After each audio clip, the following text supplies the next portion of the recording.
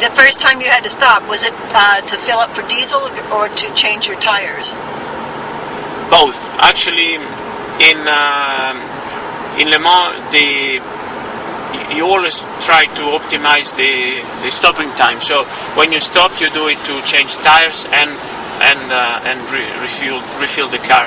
So actually, in Le Mans, you try to keep the tires for 2 stints at least. So you stop when the tank is empty, then you go on with the same set of tires for another stint, because changing tires is time consuming.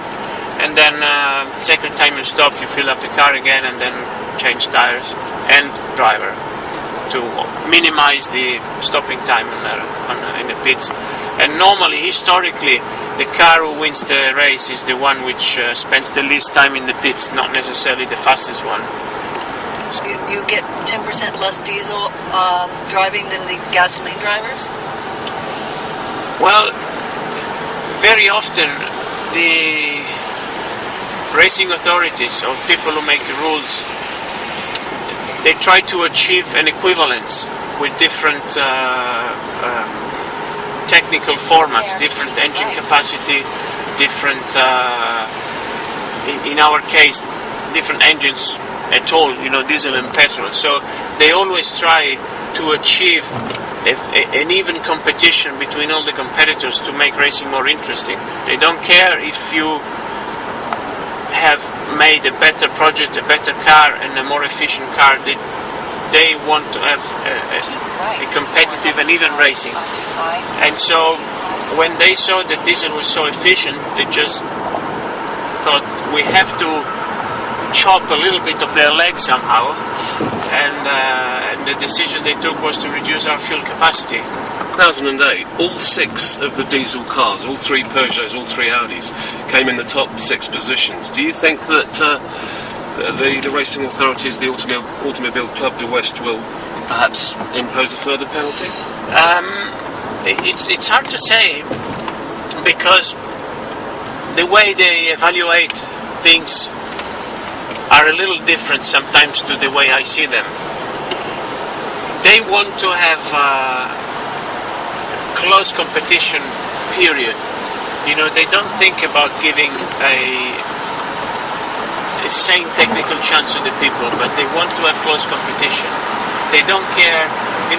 Peugeot and Audi are the 2 best manufacturers there. So if they were building 6 petrol cars, they would still be in the top 6. And but still,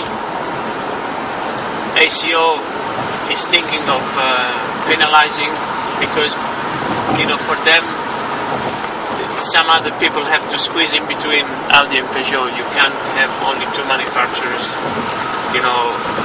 taking the top. So you think it's possible they will impose a further handicap on diesels? Probably.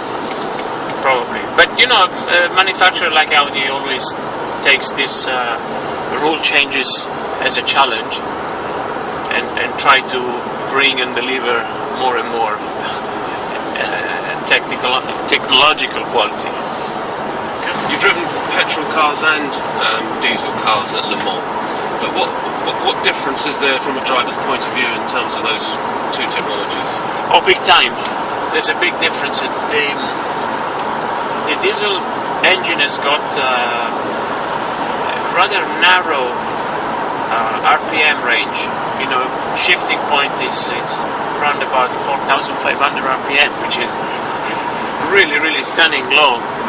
But yet the torque starts very early, so you have an engine which, as soon as you apply the power, of course, being a supercharged or turbo engine, you have this throttle leg. You don't have the sharpness of a normally aspirated engine.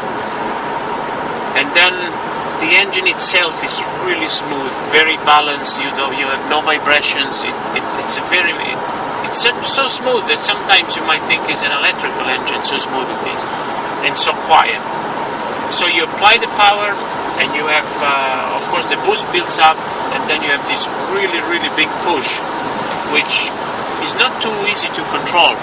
and then the power keeps on the same level for a while. So power range is not that wide, but the power is consistent from the minute you apply the throttle to the minute you have to upshift.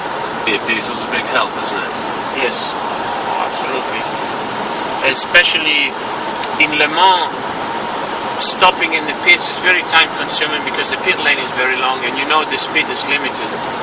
And so to go through, it's not really, people think about pit stops only about time that you actually spend in your garage or in your pit.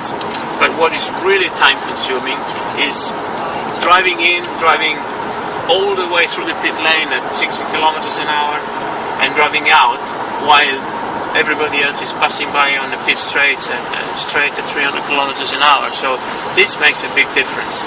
Even if you stop for a split second in the pit, you have lost close to a minute just by driving through. So the less often you stop, and even because you do more than 30 pit stops during the race, so by gaining a little bit of a percentage in fuel economy will maybe prevent you from stopping one more time at the end of the race, which can mean a good minute and a half, which can be very well the difference from being first or second or winning or losing. Well, there was only one lap between the two cars this year. Yeah, this year has been a stunning race, really. A race where normally Audi should not have won, and by playing everything perfect and by playing by using all the experience accumulated throughout the years, by using the team bond, the team spirit, the understanding between drivers and engineers, the job that Audi did this year has been really outstanding.